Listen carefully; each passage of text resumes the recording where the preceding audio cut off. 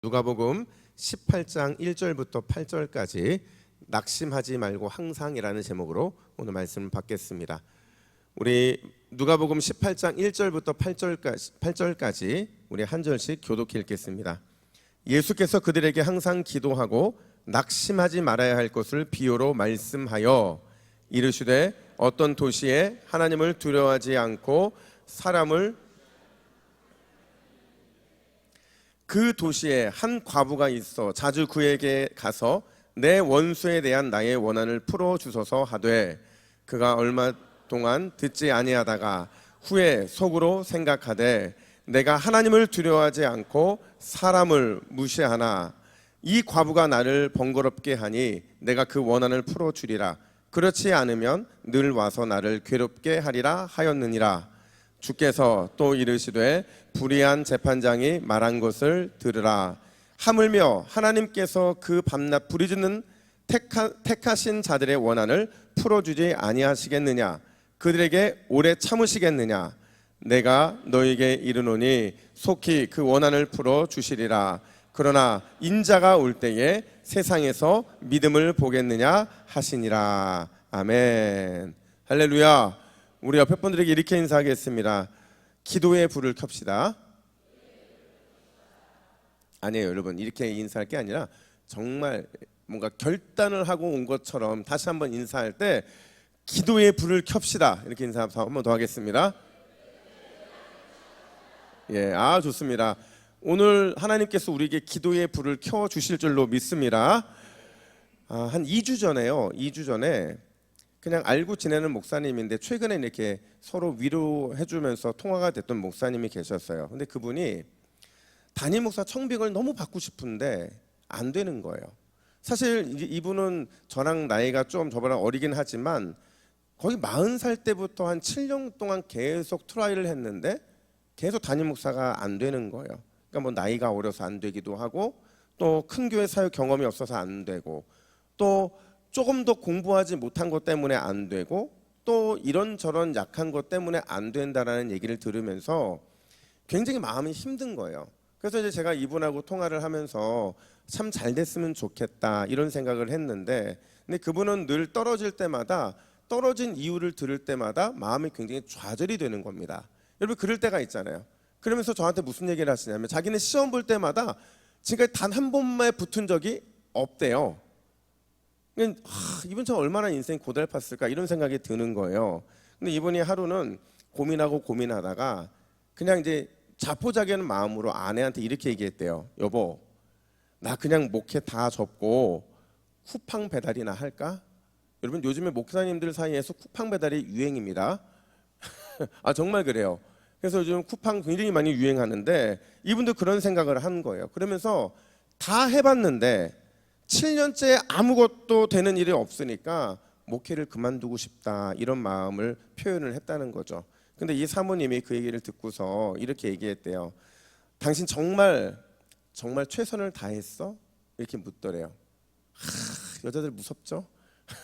위로해주면 좋을 텐데 당신 최선을 다했어? 이렇게 묻더니 내가 볼 때는 당신은 지금 이 상황에 대해서 진지하게 그리고 목숨을 걸고 전심을 다해서 기도하지 않은 것 같아.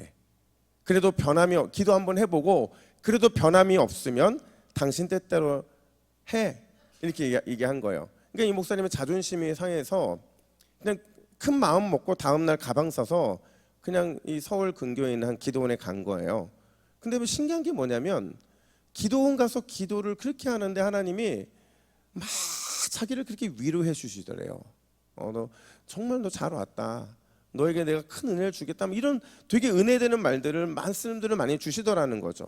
근데 신기한 게 뭐냐면 첫째 날 기도하고 둘째 날 기도하고 셋째 날 기도하는데 그러니까 하나님께서 아니야 너 그냥 그 목회의 길을 계속 갔으면 좋겠어 이런 마음을 아침에 딱 주셨는데 점심 밥 먹을 때 모르는 번호로 전화가 온 거예요.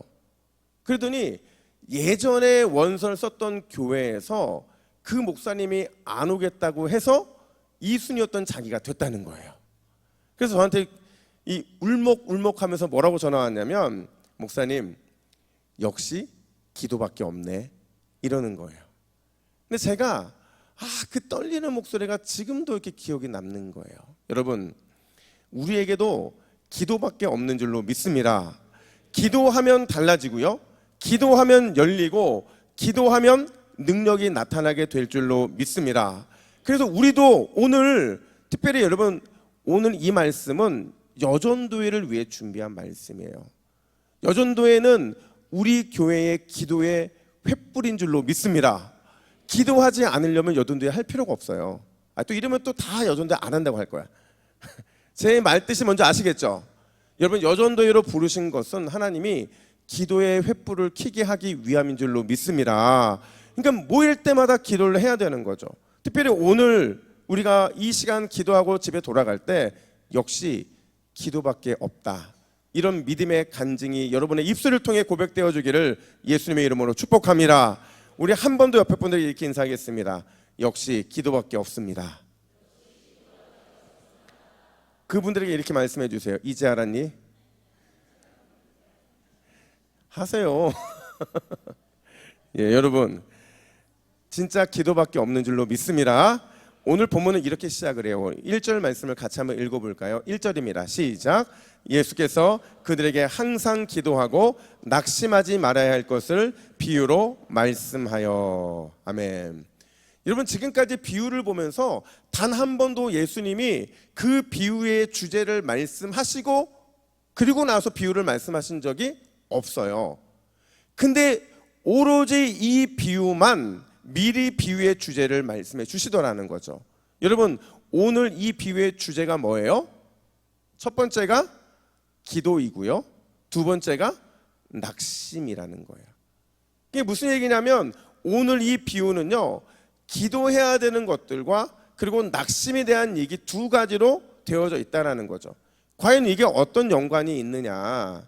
첫 번째로요, 한번 따라해 볼까요? 믿음의 사람은 끈질긴 기도의 사람입니다. 다시요. 믿음의 사람은 끈질긴 기도의 사람입니다. 자, 여러분, 믿음이 있다는 게 무슨 뜻일까요?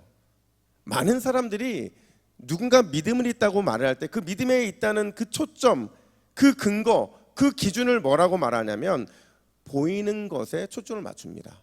그래서 누군가가 성경에 대해서 많이 알고 있거나 아니면 빠짐없이 교회를 나오거나 아니면 눈에 보이는 어떤 헌신과 수고를 하면, 그리고 또 어떤 때는 특별한 경험을 한 사람에 대해서 그 사람이 믿음이 있다 이렇게 말을 하곤 해요. 근데 오늘 본문은 예수님께서 뭐라고 말씀하시냐면 진정한 믿음의 사람은 끈질긴 기도의 사람이다 이렇게 말씀을 하세요. 여러분, 이 말에 동의하십니까? 믿음이 있다고 말하면서 끈질기게 기도하지 않는 사람은 믿음이 있는 사람이 아니라는 거예요. 여러분, 왜 끈질긴 기도의 사람이 참 믿음의 사람일까? 오늘 본문의 비유를 우리가 이렇게 알고 있어요. 불의한 재판장 비유. 근데 여러분, 이건 잘못된 거예요. 왜냐하면 이게 왜 틀렸냐면 오늘 비유의 초점은 불의한 재판장에게 있는 것이 아니고 누구한테 있는 거예요? 예, 끈질게 기도한 이 과부에게 있더라는 거죠. 여러분, 사실 그 당시에 이 과부는요, 우리가 잘 아는 것처럼 그 처지가 매우 좋지 못했어요. 그러니까 뭐 경제 생활도 스스로 해결할 수가 없었고, 심지어 그 마을, 아니 그 공동체에서 약자 중에 약자가 누구라고요? 과부라는 존재였다는 거죠. 근데 여러분, 우리가 한 가지 기억해야 되는 게 예수님께서 지금 이 비유를 하고 계시는 배경이 있어요.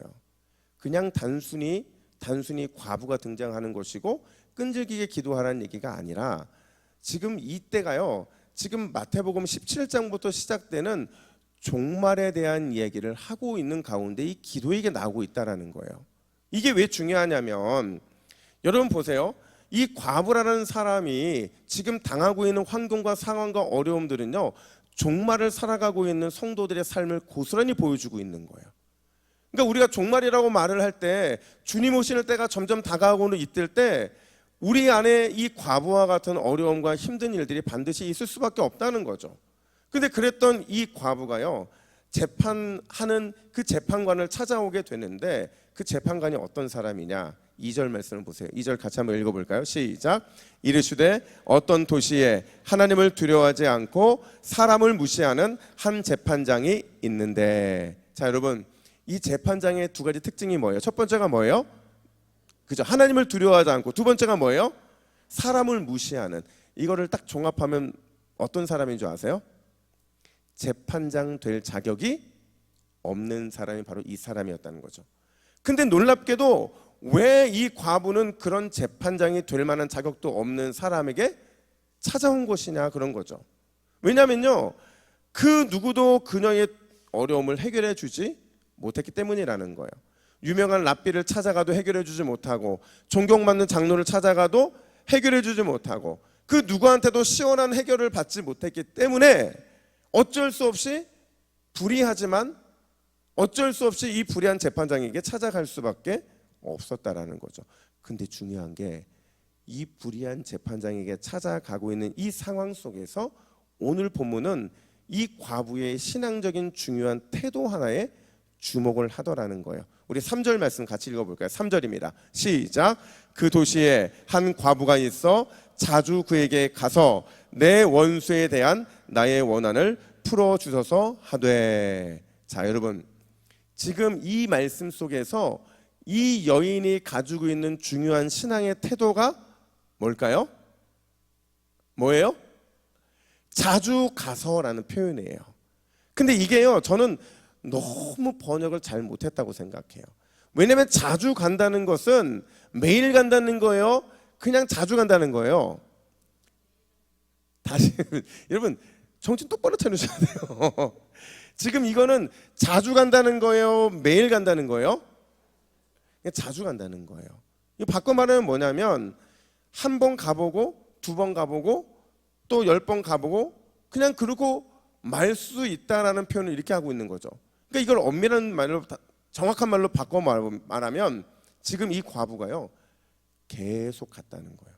가고 또 가고, 그래도 안 되니까 끝까지 가고, 이게 바로 이 여인이 갖고 있는 중요한 태도인데, 이게 뭘 의미하냐면요, 여러분, 지금 이 여인이요, 그렇게 이 불의한 이 재판장에게 가려면 이미 이 여인은 자기 안에 있는 자존심을 내려놓은 상태라는 거죠. 아무리 무시를 당해도 힘없고 존중받지 못하는 이 과부, 그 신분에 따른 존재론적인 낙심, 이거 각오하고 간다는 거예요. 아무리 무시당하고 외면당해도 절망하지 않겠다는 절망의 수준을 넘어선 상태에서 바로 이 여인은 가게 됐다라는 거죠. 근데 한 가지 궁금한 게 뭐냐면 도대체 이 과부는 어떻게 이런 낙심을 넘어설 수 있었는가 하는 거예요.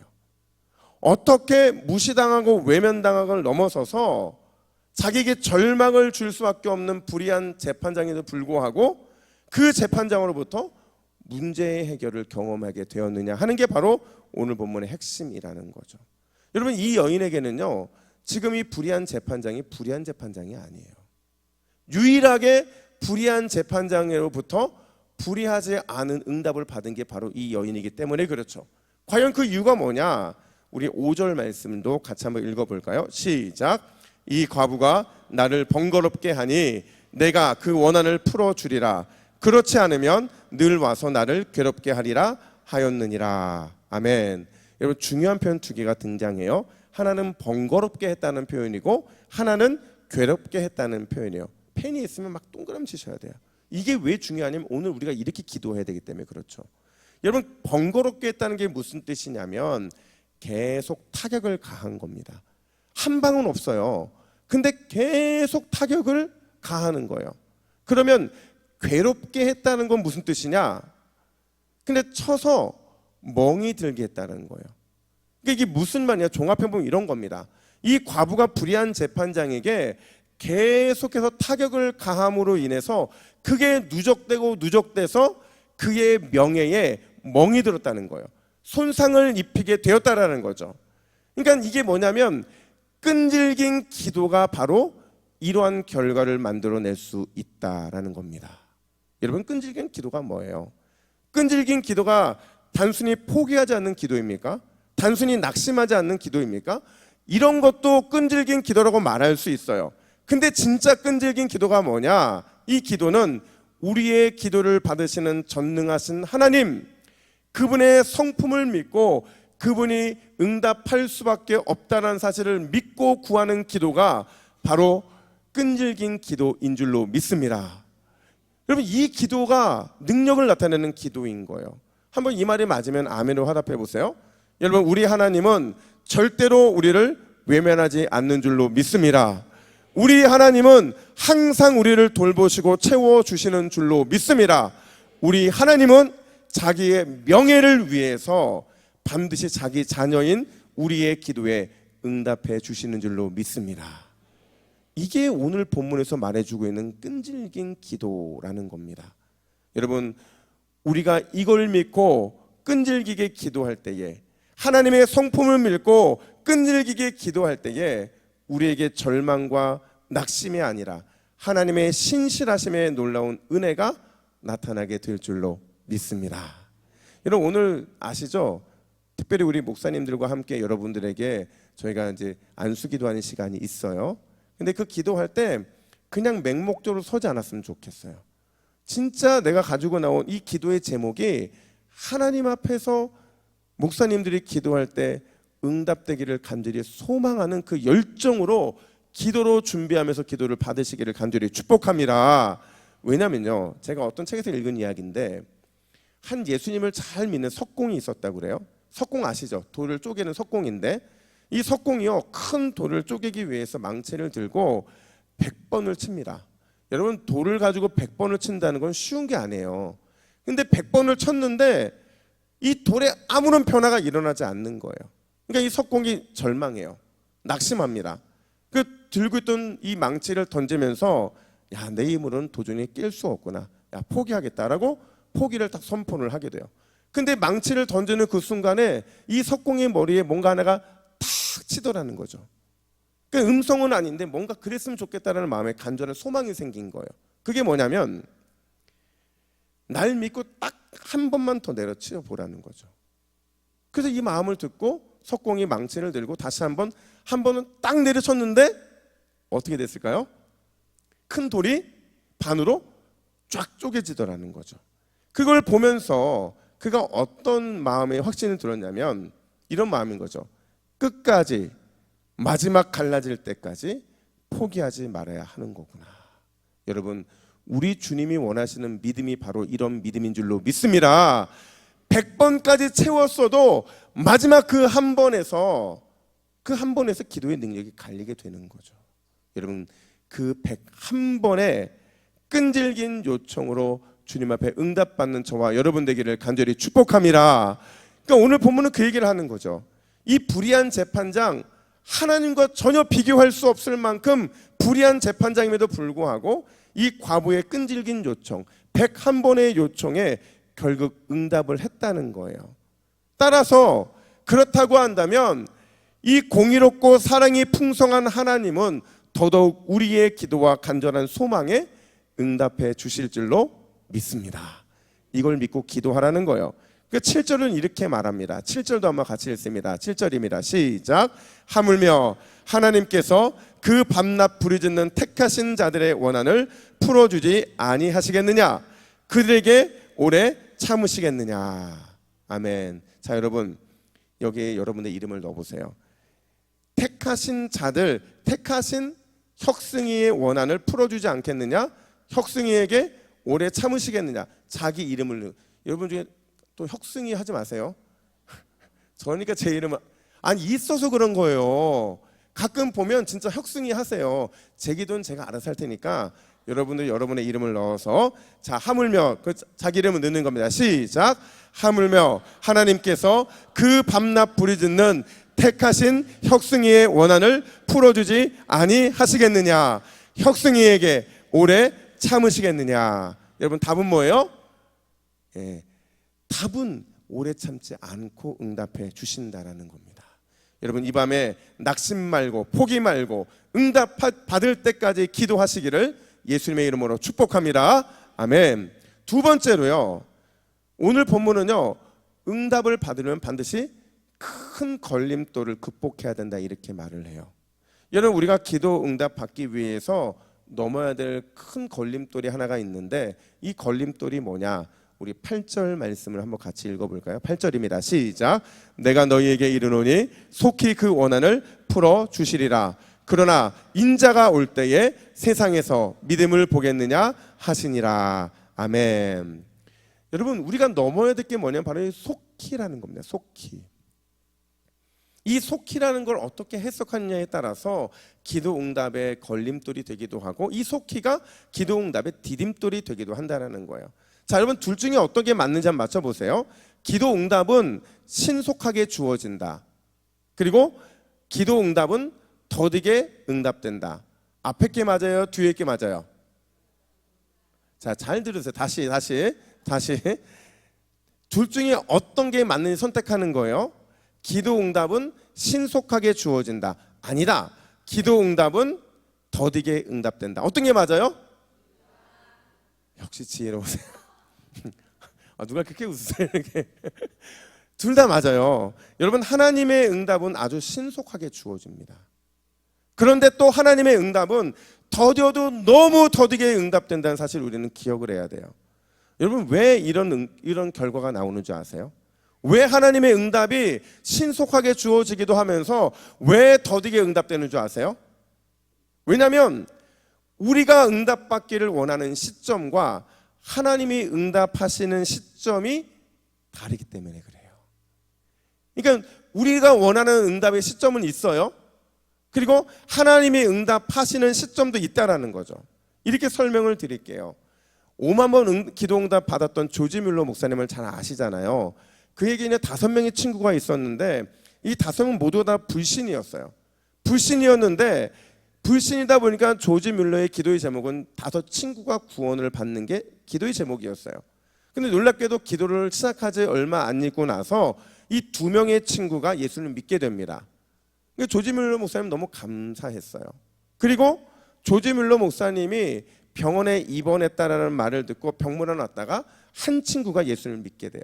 이것도 목사님이 감사했어요. 근데 그 입원을 끝으로 목사님이 하나님의 부름을 받게 됩니다. 그리고 장례를 치르게 되는데 그 장례 때 한 친구가 와서 그의 지나간 흔적을 보면서 예수님을 믿기로 결단하게 돼요. 몇 명 남았어요? 1명 남았죠. 이 1명이 예수님을 믿었을까요? 안 믿었을까요? 믿음이 없어요, 여러분들. 믿었어요? 안 믿었어요? 믿게 됩니다. 근데 언제 믿느냐? 조지 뮬러 목사님이 죽은 이후 10년 후에 그가 예수님을 믿고 구원을 얻게 되었다라는 거죠. 여러분, 조지 뮬러 목사님의 기도 응답이 신속하게 주어졌습니까? 더디게 응답됐습니까? 둘 다죠. 신속하게 응답되면서 동시에 더디게 응답이 됐다는 거죠. 이거를 이 위대한 교부였던 어거스틴이 뭐라고 말하냐면 이렇게 말합니다. 우리 화면에 그 내용 있죠. 우리 같이 한번 읽어볼까요? 하나님은 시작. 하나님은 때론 더디 주시고 또 때론 신속하게 응답하신다. 그러나 절대 거절하지는 않으신다. 무슨 뜻인지 아시겠죠? 하나님이 때로는 더디 주세요. 또 하나님이 때로는 신속하게 응답하신다는 거죠. 그러니까 응답의 시점은 누구 뜻에 달려 있다는 거예요? 하나님의 뜻에 달려 있다는 거죠. 그러니까 우리는 기도할 때 속히 빨리 이렇게 기도할 이유가 없다는 거예요. 아무리 우리가 속히 요구해도 빨리 요구해도 하나님의 때가 아닌데 받는 응답은 응답이 아니기 때문에 그래요. 하나님이 우리의 가장 적절한 최고의 순간에 그때 주시기 때문에 그렇다는 거죠. 따라서 이 8절을요, 이 8절 속히를요, 절대로 우리는 시간으로 해석하면 안 돼요. 특별히 성경에 등장하는 속히라는 단어는 거의 시간을 의미하지 않습니다. 그럼 뭘 의미하느냐? 반드시라는 약속을 의미한다는 거예요. 그래서 8절을 다시 한번 그 관점을 해석하면 이래요. 하나님께서 반드시 그 원한을 풀어주실 것입니다. 그런데 예수님이 재림할 때 끝까지 믿고 기도하는 사람이 있겠습니까? 여기서 끝까지라는 것은요, 여러분, 예수님이 재림할 때까지 기도하는 사람, 믿음 갖고 기도하는 사람이 있겠느냐라는 예수님의 안타까운 마음이라는 거죠. 사랑하는 여러분, 기도 응답의 시기, 그 시기를 하나님께 맡기시기를 간절히 축원합니다. 그리고 반드시 주실 주님만을 믿고 더욱 그 기도에 집중하시기를 간절히 축복합니다. 이게 성도의 모습이라는 거죠. 물론 이게 때로는 우리를 지치게 해요. 낙담하게 할 수 있어요. 그럼에도 불구하고 중요한 건 기도 응답에 대한 주님의 약속은 어제나 오늘이나 변함이 없는 줄로 믿습니다. 응답의 시간표만 다를 뿐이지 주님의 응답은 반드시 우리에게 주어질 수밖에 없다는 거죠. 그 약속을 붙들고 예수님 오시는 그날까지 내가 죽어서 주님 앞에 나아갈 바로 그때까지 포기하지 않고 기도하면 그런 주님이 우리를 믿음 있다고 칭찬해 주실 줄로 믿습니다. 자, 우리 결론인데요. 우리 화면 보시고 이 결론을 같이 한번 읽었으면 좋겠어요. 2페이지짜리입니다. 우리 같이 결론을 읽습니다. 시작. 주님, 하나님께는 천년이 하루같이 짧고 우리에게는 하루가 천년같이 깁니다. 그러나 우리는 낙심하지 않습니다. 좌절하고 포기하지 않습니다. 왜냐하면 우리에게는 반드시 응답해 주시겠다라는 주님의 약속이 있기 때문입니다. 가장 좋은 거 주신다는 확실한 약속이 있기 때문입니다. 주여 그 약속 붙잡고 인내하는 믿음으로 끈질기게 기도함으로 주님 찾으시는 믿음의 사람이라는 칭찬받게 하옵소서. 아멘. 여러분, 이 믿음의 고백을 붙잡고 오늘도 함께 기도의 자리로 나아가시기를 예수님의 이름으로 축복합니다. 아멘. 기도하겠습니다. 하나님 아버지 감사합니다. 주님께서 우리 여전도의 모든 회원들을 기도의 용사로 불러주신 줄로 믿습니다. 오늘 기도하고 날마다 기도할 때에 끝까지 기도하게 하여 주시고 포기하지 않고 응답하실 때까지 끈질기게 기도하는 믿음의 사람들이 될 수 있도록 인도하여 주시옵소서. 여종들의 기도가 교회를 살릴 줄로 믿습니다. 여종들의 기도가 가정을 살릴 줄로 믿습니다. 여종들의 기도가 우리의 모든 삶을 살릴 줄로 믿사오니 오늘 그 기도에 힘있게 하여 주시고 능력으로 충만하게 채워 주시옵소서. 감사드리며 예수님의 이름으로 기도하옵나이다. 아멘.